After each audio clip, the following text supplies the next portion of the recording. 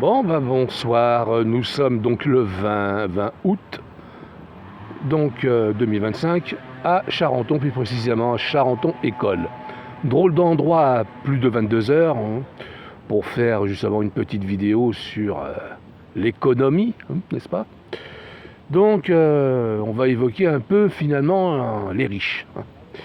Ah là là, on les critique les riches, mais les riches ne sont pas nos ennemis. Nos ennemis, ce sont les banquiers. Voilà. Faut pas confondre. Plus il y a de riches et plus il y a d'emplois. Le drame en France, c'est que nous n'avons pas assez de millionnaires, ni même de milliardaires. Le problème est là, voilà.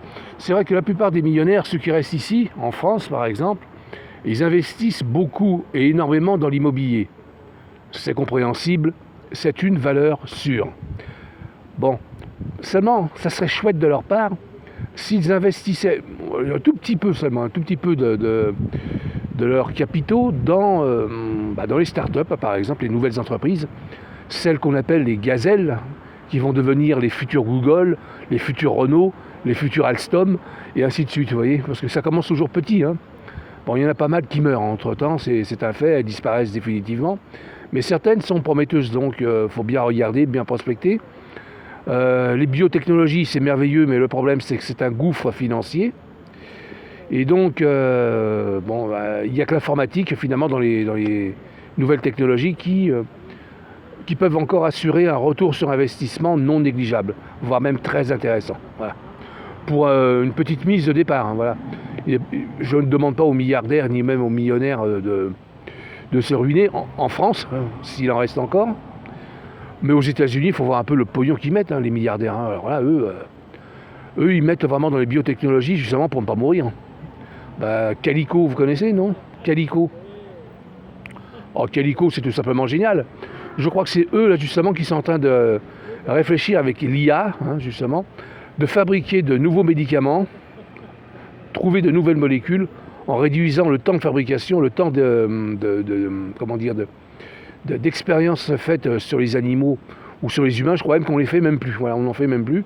On fait des simulations directement et on obtient des médicaments normalement de bonne qualité. Donc ce qui veut dire que certains cancers dans le futur vont définitivement disparaître, enfin. Et on va peut-être pouvoir espérer vivre jusqu'à 150, 200 ans ainsi. Mais c'est vrai que le meilleur médicament de tout, celui dont on a besoin, c'est celui qui décrasse les artères et les vaisseaux du cœur, notamment. On en est là. On vieillit tous, ça c'est l'artérosclérose. Tous, nous y sommes tous soumis à cela. Ça commence même dès l'adolescence, cette maladie. Et donc, oui, oh là là, qu'est-ce qu'on serait heureux si on arrivait à trouver au moins ce médicament miracle vendu une bouchée de pain, un peu comme le Cardégique, qui est un aspirine pour les cardiaques, qui se prend en prévention pour éviter justement les thromboses, enfin je ne sais plus quoi. Enfin, ce sont des bêta-bloquants, et donc très utile pour empêcher finalement les caillots de se former. Voilà. Donc on n'a pas assez de riches malheureusement, et il nous en manque et il nous en faut. Voilà. C'est vrai que malheureusement le système d'imposition il est assez sévère chez nous.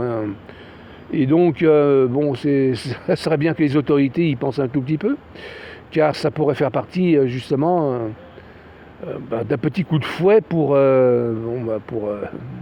pourquoi déjà? Oui, pour la relance économique, tout simplement.